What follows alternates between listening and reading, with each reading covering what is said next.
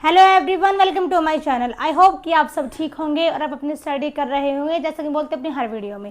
तो देखिए, mock test series में वीडियो आगे बढ़ाते हुए देखिए हम आज करेंगे mock test number 24, 23 mock test हम कवर अप कर चुके हैं। तो देखिए फर्स्ट क्वेश्चन क्या है, वही है हमारा मैचिंग वाला एज यूजुअल। तो देखिए फर्स्ट क्वेश्चन में क्या है हमारा आज का मैचिंग वाला, match the stage with characteristics, कि जो इनको अवस्थाओं को उनकी विशेषताओं के साथ हमने क्या करना है, यहाँ पे मिलाना है। ठीक है, फर्स्ट है सेंसरी मोटर। देखिए जो चारों ही अवस्थाएं हैं ये जीन पियाजे ने दी हैं, आप सभी जानते हैं, इनके बारे में भी हम बहुत बार हम यहाँ पे डिस्कस कर चुके हैं। ठीक है, तो देखिए सबसे पहले जो होती है सेंसरी मोटर।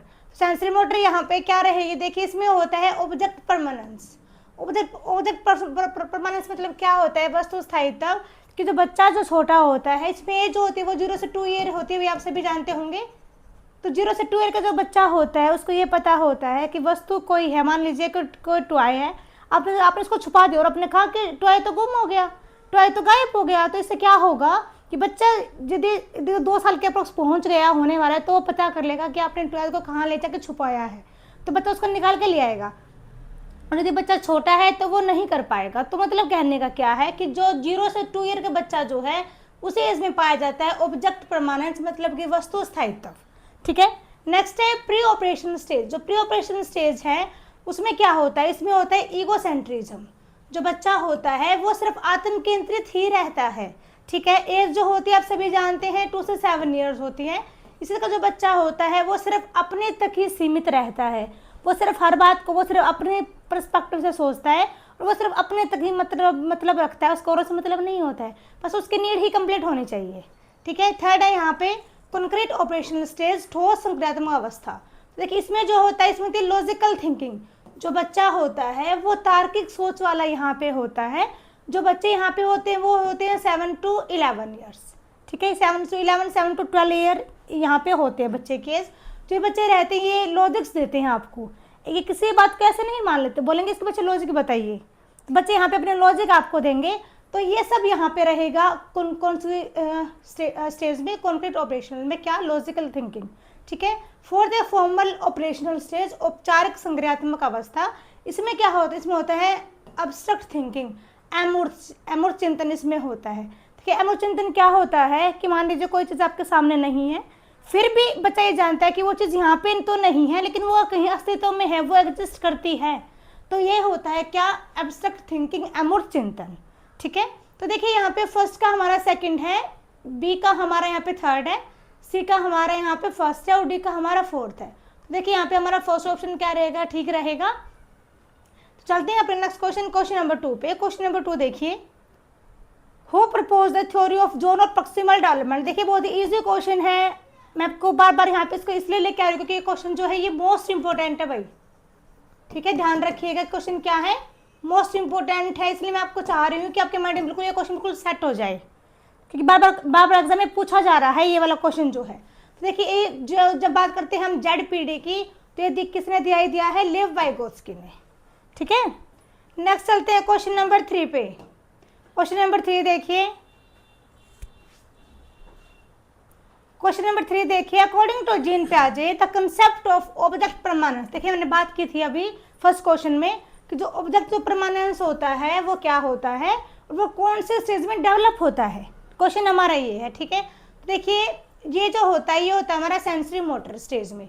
देखिए एज जो होती है वो 0 से 2 ईयर्स।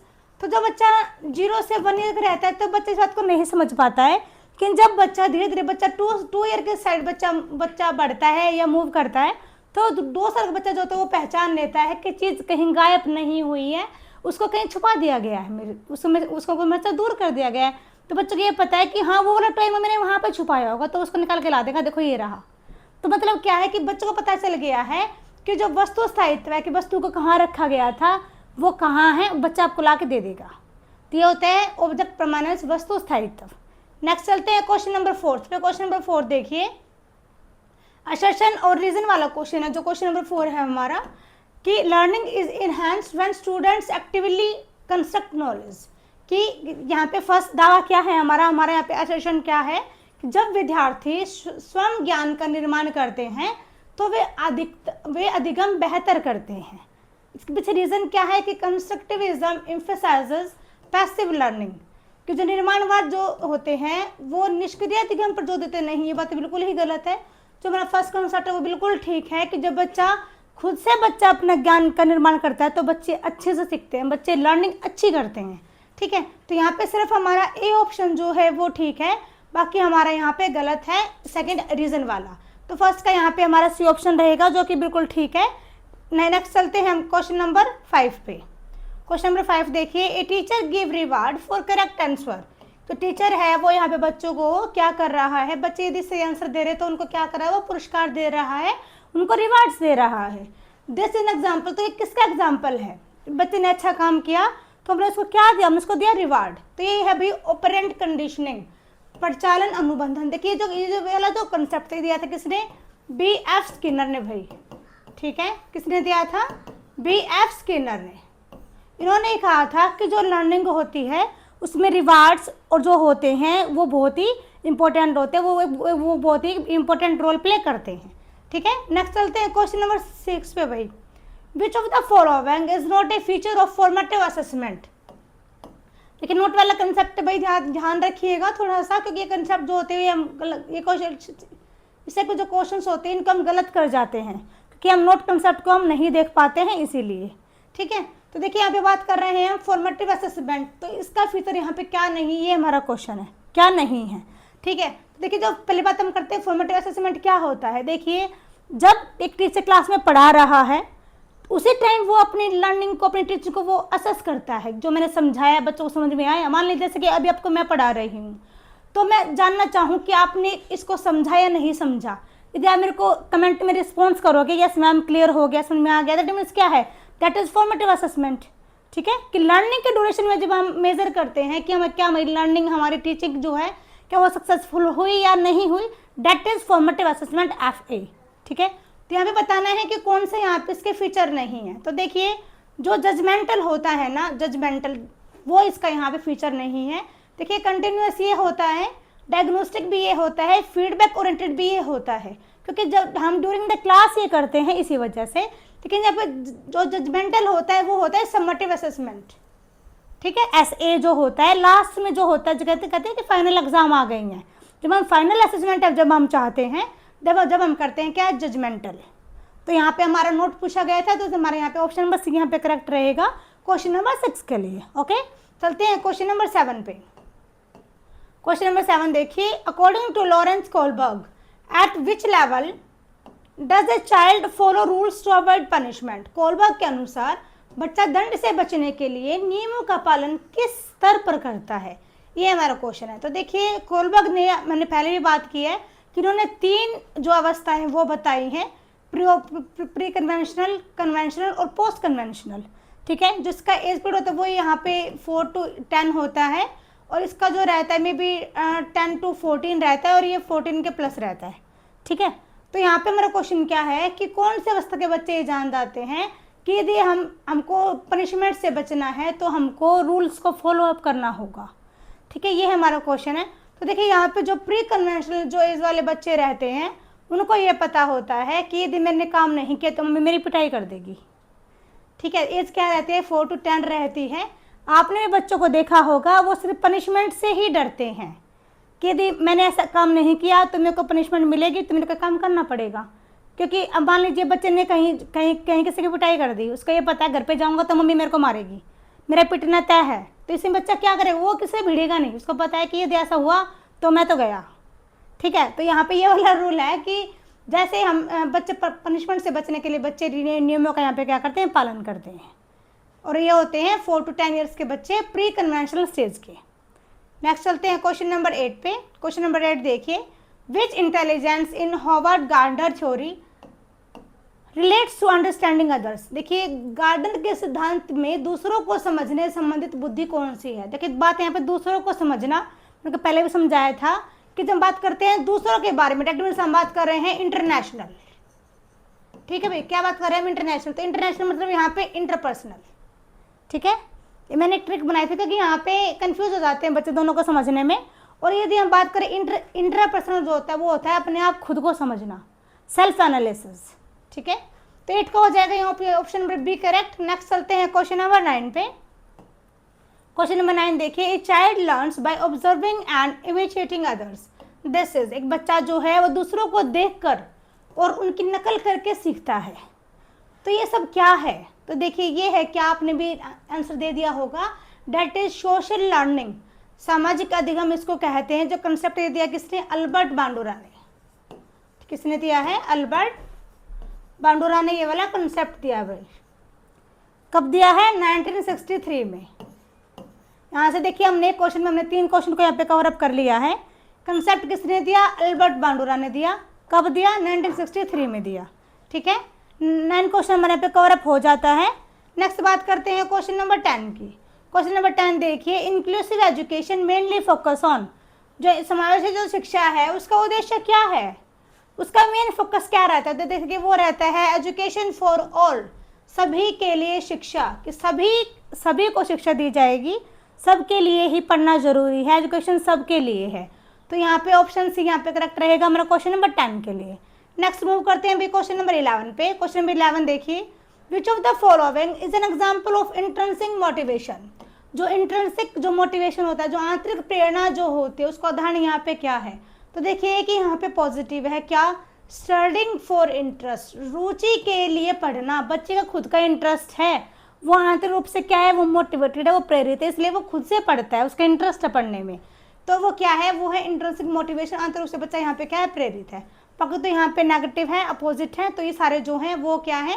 वो है हमारे एक्सट्रिंसिक मोटिवेशन के, बाहरी प्रेरित विद्यार्थी के यहाँ पे सारे क्या है? फीचर्स है। नेक्स्ट हम बात करते हैं क्वेश्चन नंबर 12 पे, which factor affects learning the most. अधिगम को यहाँ पे सबसे ज़्यादा प्रभावित कौन से कारक यहाँ पे करते हैं? देखिए हम बात करते हैं अधिगम की लर्निंग को। तो देखिए जो इंटेलिजेंस है वो भी बहुत इंपॉर्टेंट रोल प्ले करता है हमारी लर्निंग में। यदि हम एक अच्छा IQ रखते हैं तो हम लर्निंग बहुत ईजिली कर लेंगे। ठीक है, तो नेक्स्ट एनवायरनमेंट भी बहुत इंपॉर्टेंट फैक्टर रहता है, क्योंकि इन्वायरमेंट जो है वो इनरिच करता है हमारे इंटेलिजेंस को। ठीक है, नेक्स्ट है मोटिवेशन तो आप सभी जानते हैं, लर्निंग के लिए बच्चा मोटिवेटेड है तो पता नहीं वो क्या से क्या कर जाए। ठीक है, मुश्किल से चीज़ों को बच्चा ऐसे चुटके में सोल्व कर लेता है यदि वो मोटिवेटेड है तो यहाँ पे दो ऑप्शन हमारा ठीक रहेगा, ऑल ऑफ दिस। ये सभी जो हैं तीनों ही फैक्टर्स यहाँ पे लर्निंग को क्या करते हैं? अफेक्ट करते हैं। नेक्स्ट चलते हैं क्वेश्चन नंबर 13 पे, विच इज स्कैफोल्डिंग। देखिए 2 कंसेप्ट मैं आपको ज़्यादा फोर्स कर रही हूँ कहने के लिए।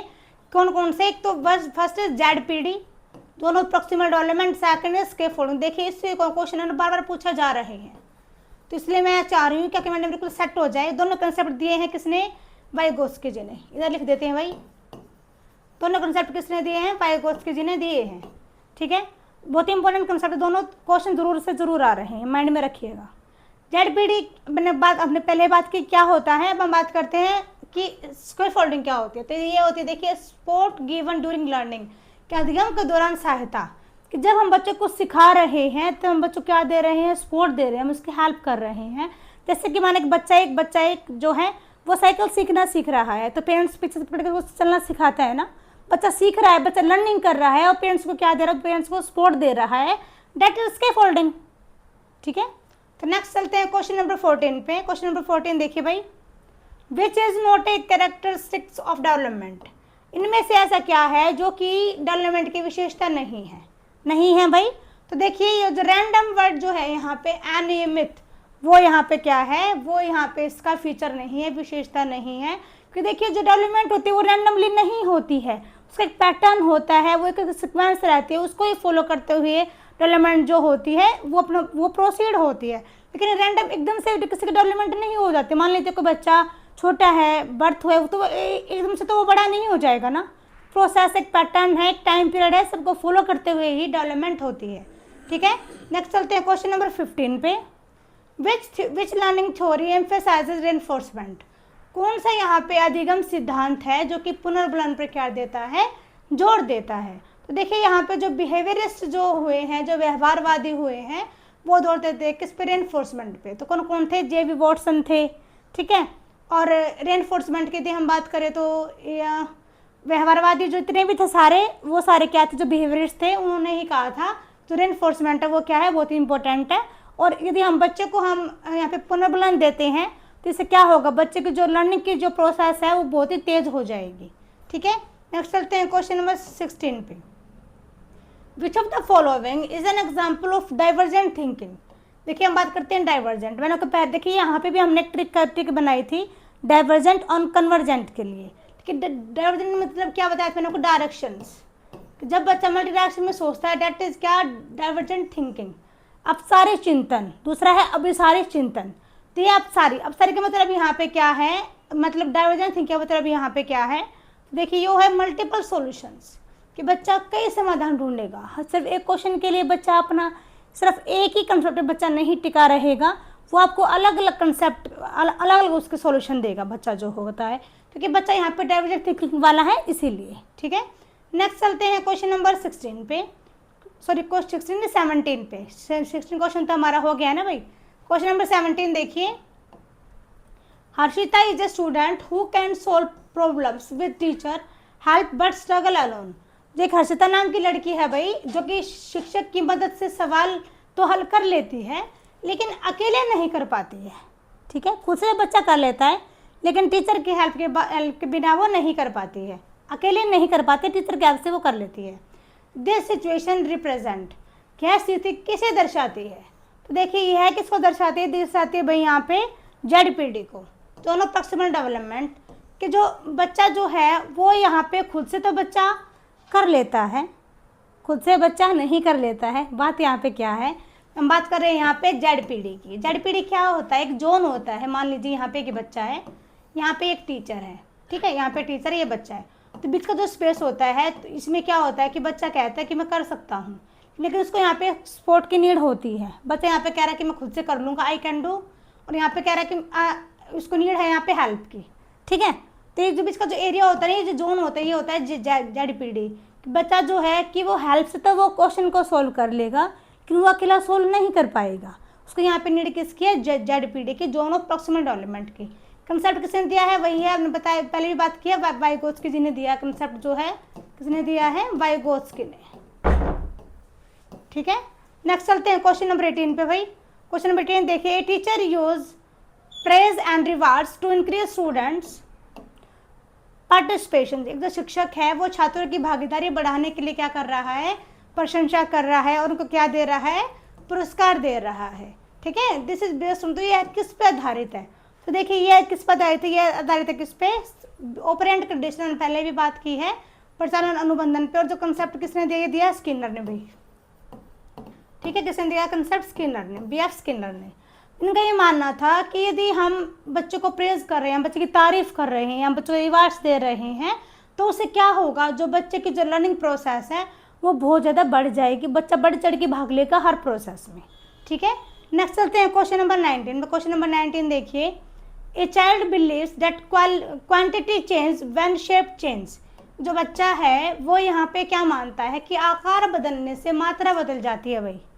मान लीजिए कि यहाँ पे 1 kg शुगर है, हमने पहले भी बात की इन सारे कंसेप्ट पे, और यहाँ पे 1 kg कॉटन है।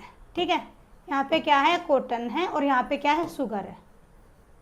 तो बच्चा ये कह रहा है कि यदि हमें शुगर को हम यहाँ पे प्रेस कर, थोड़ा सा मतलब प्रेस कर देते हैं शुगर को, तो कह रहा है शेप चेंज हो गई, तो दैट मीन्स क्या है कि क्वांटिटी भी उसकी कम हो गई। ऐसा मानना है बच्चे का, बच्चा ये बात यहाँ पे मान रहा है।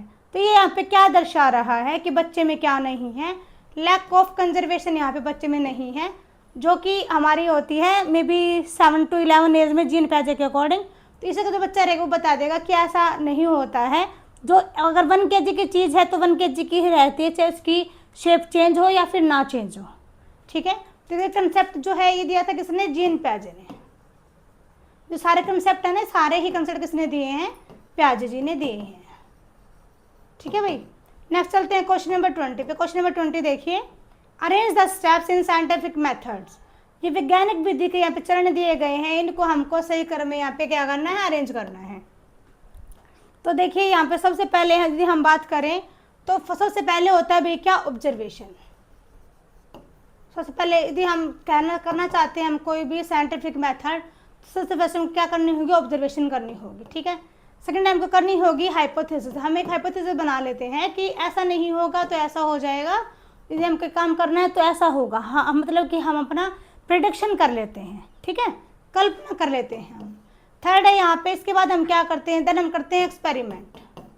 क्या करेंगे हम, एक्सपेरिमेंट हम करेंगे, और लास्ट में हम क्या निकालेंगे भाई, कंक्लूजन हम निकालेंगे। ठीक है, तो फर्स्ट क्या है, ऑब्जर्वेशन। थर्ड, सबसे पहले थर्ड ऑप्शन है, अभी देखिए 2 में है थर्ड ऑप्शन। नेक्स्ट जो है वो है हाइपोथेसिस। तो यहाँ पे से देखिए यहाँ पे 2, तो मतलब यही हमारा आंसर है ए वाला। फर्स्ट क्या है, ऑब्जर्वेशन, देन हम करेंगे hypothesis, then experiment, and last is conclusion. Okay, question number 20 भाई हमारा हो गया है। नेक्स्ट मूव करते हैं क्वेश्चन नंबर 21 पे। देखिए, student study because she enjoy learning not for marks. जो बच्चा है वो यहाँ पे केवल सीखने के आनंद के लिए पढ़ती है, एक जो लड़की है वो, ठीक है, अंक के लिए वो नहीं पढ़ती है। तो यहाँ पे क्या दिखा रहे हैं, देखिए बच्चा यहाँ पे रिवार्ड नहीं चाह रहा है, उसको लर्निंग में मज़ा आता है, उसका इंटरेस्ट है पढ़ना। तो ये क्या है, वो बच्चा जो है वो इंट्रिंसिक मोटिवेशन यहाँ पे दिख रहा है।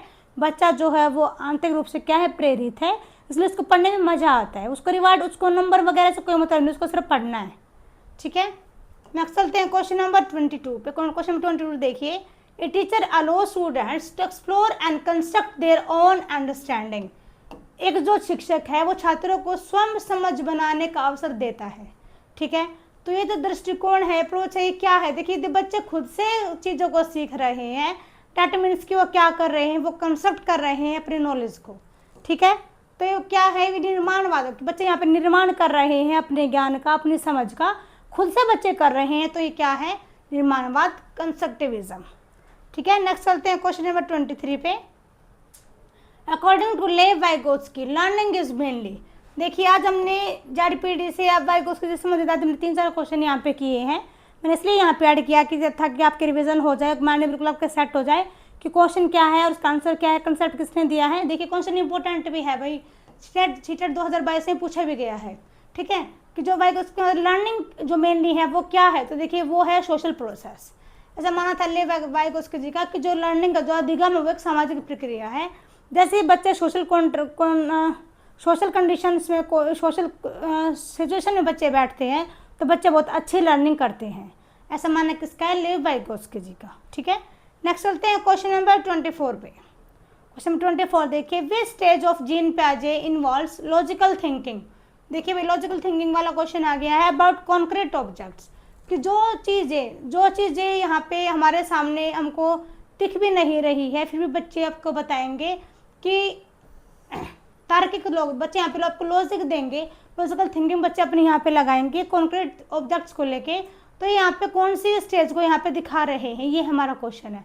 ठीक है, तो देखिए सीटेट 2021 में क्वेश्चन पूछा भी गया है भाई। तो देखिए यहाँ पे इसका जो आंसर रहेगा हमारा वो रहेगा option number C, concrete operational stage, ठोस संरचनात्मक अवस्था। ठीक है, तो जो एज होती है इसकी वो होती है 7 to 11, आप सभी जानते हैं 11 to 12 भी हो सकती है, 11 to 12। ठीक है, right again it 7 to 12 as यहाँ पे इन बच्चों की होती है, कॉन्क्रीट ऑपरेशन वालों की। ये बच्चे होते हैं, ये लॉजिक्स देंगे आपको, लॉजिकल थिंकिंग पाई जाती है अबाउट द कॉन्क्रीट ऑब्जेक्ट्स। ठीक है, नेक्स्ट चलते हैं क्वेश्चन नंबर 25 पे। क्वेश्चन नंबर 25 देखिए, विच of the following is example of intrinsic motivation. आंतरिक जो प्रेरणा है उसका यहाँ पे क्या उदाहरण है।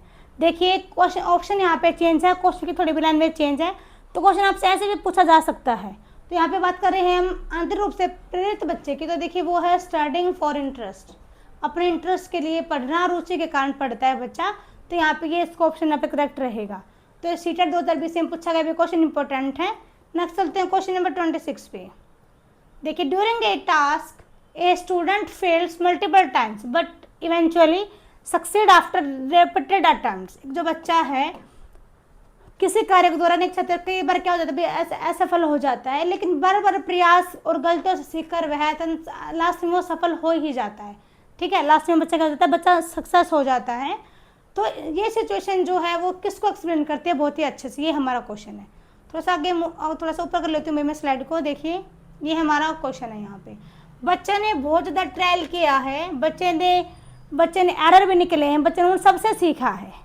ये हमारा क्वेश्चन। आपने यहाँ पे अंदाज़ा लगा भी लिया होगा कि जो ट्रायल एंड एरर जो होता है यहाँ पे, वही हमारे यहाँ पे क्या रहेगा, बिल्कुल ठीक रहेगा, ट्रायल एंड एरर। ठीक है भाई, तो देखिए जो कंसेप्ट है किसने दिया है, ट्रायल एंड एरर वाला ही दिया है थॉर्नडाइक ने। ठीक है, जो बच्चा जो है काम करेगा, बच्चा फिर भूल जाएगा। ठीक है, तो ये सब यहाँ पे हमारा रहेगा। प्रयास व त्रुटि जो अधिगम सिद्धांत किसने दिया है, मैंने आपको बताया थॉर्नडाइक ने। ठीक है, नेक्स्ट चलते हैं हम क्वेश्चन नंबर 27 पे, which of the following is related to operant conditioning. Operant condition से रिलेटेड यहाँ पे क्या है, ये हमारा क्वेश्चन है। तो देखिए यहाँ पे जो रेनफोर्समेंट जो वर्ड है हमारा, वो है हमारा किससे रिलेटेड, ऑपरेंट कंडीशन से रिलेटेड हमारा ये वाला कंसेप्ट कौन सा, रेनफोर्समेंट। और देखिए हमने पहले भी बात की है, तो रेनफोर्समेंट जो कंसेप्ट वो किसने दिया है, BF स्किनर ने। ठीक है भाई, आज भी हमने 2-3 क्वेश्चन किए हैं स्किनर के। तो मैं क्लास में बात करते हैं मैंने ऐसा आज क्यों किया है, क्वेश्चन इंपॉर्टेंट है भाई, तो DSC में पूछा गया है 2018 में। नेक्स्ट चलते हैं क्वेश्चन नंबर 28 पे, which intelligence is related to self awareness is Howard Garner. देखिए हमने बात की थी अभी ऊपर इंटरपर्सनल, तो हम जानना चाह रहे थे औरों को, जानना चाहते हैं हम खुद को, कह रहे हैं सेल्फ अवेयरनेस। तो सेल्फ अवेयरनेस में बात करेंगे तो ये है इंट्रापर्सनल। ठीक है, खुद को जानना, अपने इंटर को जानना, अपने अंतर्मन को जानना। तो एक किसके अकॉर्डिंग ये है, हॉवर्ड गार्नर के अकॉर्डिंग। क्वेश्चन इंपॉर्टेंट है भाई, फीचर 2017 में पूछा भी गया है। ठीक है, नेक्स्ट चलते हैं क्वेश्चन नंबर 29 पे। क्वेश्चन नंबर 29 देखिए, which is the main M of inclusive education. Question important भाई 2016 में पूछा गया CTET में। ठीक है, तो समावेशी जो शिक्षा होती है उसका मुख्य उद्देश्य क्या है, देखिए वो है इक्वल अपॉर्चुनिटीज, कि समान अवसर दिए जाए हर बच्चे को, चाहे वो गरीब हो, चाहे अमीर हो, चाहे वो उच्च वर्ग से आता हो, चाहे वो निम्न वर्ग से आता हो, चाहे वो मध्य वर्ग से आता हो, कोई डिफरेंस नहीं, सब बच्चे बैठ के एक जैसा स्टडी सब बच्चे करेंगे। यही क्या है, इंक्लूसिव एजुकेशन, समावेशी शिक्षा। ठीक है, नेक्स्ट क्वेश्चन चलते हैं, नेक्स्ट क्वेश्चन और last question of the video. Mister Khan observe that students understand concept. जो मिस्टर खान है वो क्या देखते हैं कि जो बच्चे हैं वो कंसेप्ट बेटर अंडरस्टैंड कर रहे हैं when they relate them to real life situations. जब वो उन सबको अपनी रियल लाइफ से सिचुएशन से मैच करते हैं तो उस वाले तरीके से बच्चे बहुत अच्छे से सीख रहे हैं। ठीक है, he encourage questioning, exploration and active participation. जो टीचर है यहाँ पे वो बच्चों को एनकरेज कर रहा है क्वेश्चनिंग करने के लिए, एक्सप्लोर करने के लिए, सर्च करने के लिए और एक्टिव पार्टिसिपेशन के लिए, कि आप बढ़ चढ़ के भाग लीजिए एक्टिविटीज़ में, आपका पार्टिसिपेशन मस्ट होना चाहिए। वो टीचर यहाँ पे ऐसा बोल रहा है। He provides guidance to weak students. देखिए बच्चों को ये जो वीक स्टूडेंट उनको यहाँ पे गाइडेंस भी दे रहे हैं। And gradually reduce support as they improve. और जब बच्चे इम्प्रूव कर लेते हैं तो वो अपने स्पोर्ट को थोड़ा सा कम भी कर देते हैं। ठीक है, मान लीजिए बच्चा इंटेलिजेंट हो गया है, बच्चा उस लेवल तक पहुँचे, बच्चा कर ले, तब भी हम उसको हम उसका डायग्नोस करें उसके क्वेश्चंस का, तो वो चीज़ बेटर नहीं है ना। देन हमको रिड्यूस करना पड़ेगा अपने उस स्पोर्ट को जो हम बच्चों को दे रहे थे। बच्चा अपने लेवल पे पहुंच गया है तो हम उसको रिड्यूस करेंगे अपने स्पोर्ट को। तो टीचर यहाँ पे वही कर रहा है। तो देखिए ये थी हमारी कंडीशन। यहाँ पे हम देखते हैं क्वेश्चन को कि क्वेश्चन क्या है। क्वेश्चन है which combination best explain the situation. देखिए यहाँ पे नीचे कॉम्बिनेशन दिए गए हैं कि कौन सा कॉम्बिनेशन जो कि यहाँ पे इस वाली कंडीशन को बिल्कुल यहाँ पे सूट करता है। तो देखिए यहाँ पे जो हमारा ऑप्शन रहा है वो हमारा बिल्कुल यहाँ पे ठीक है, बी वाला ऑप्शन भाई। कंस्ट्रक्टिविटी का मतलब यहाँ पे क्या है, जो बच्चे हैं वो खुद से बच्चे क्या कर रहे हैं, अब चीज़ों को सीख रहे हैं। दैट मीन्स कि वो अपनी नॉलेज को खुद ही बना रहे हैं। तो फर्स्ट यहाँ पे रहेगा हमारा कंस्ट्रक्टिविज्म। ठीक है, मतलब कि निर्माणवाद। सेकेंड है यहाँ पे ले बैग उसके भाई जेडपीडियन स्के फोल्डिंग। देखिए दोनों बातें यहाँ पे हैं क्या, कि जो टीचर है वो बच्चों को सहायता भी दे रहा है। ठीक है, सहायता दे रहा तो मतलब क्या है, स्के फोल्डिंग है। ठीक है, और बच्चे धीरे धीरे सहायता को कम भी कर दे रहा है, बच्चे खुद से करना सीख रहे हैं। तो ये क्या है, ये है जेडपीडी। ठीक है, प्लस यहाँ पे अल्बर्ट बांडुरा का यहाँ पे क्या कंसेप्ट आ रहा है कि बच्चे जो हैं वो प्रश्न पूछेंगे, खोज करेंगे बच्चे, और बच्चों की सक्रिय भागीदारी रहेगी। तो कंसेप्ट किसने दिया है, वाइगोत्स्की, सॉरी अल्बर्ट बांडुरा ने। ठीक है, तो यहाँ पे इस क्वेश्चन के अकॉर्डिंग हमारा बी ऑप्शन बिल्कुल ठीक रहेगा, भी क्वेश्चन नंबर 30 के रिगार्डिंग। ठीक है, तो आज के क्वेश्चन और हमारा ये जो वीडियो थी कंप्लीट हो जाती है। आई होप कि आपके लिए कंसेप्ट आपको पसंद आए, आपकी हेल्प हो। यदि आपको कंसेप्ट अच्छे लगे हों, वीडियो पसंद आ रही है तो वीडियो को शेयर कीजिएगा ताकि औरों की भी हेल्प हो जाए और भी यहाँ से बेनिफिट ले पाएँ। मिलते हैं अपने नेक्स्ट वीडियो में नेक्स्ट टॉपिक के साथ। Bye everyone, thanks for watching.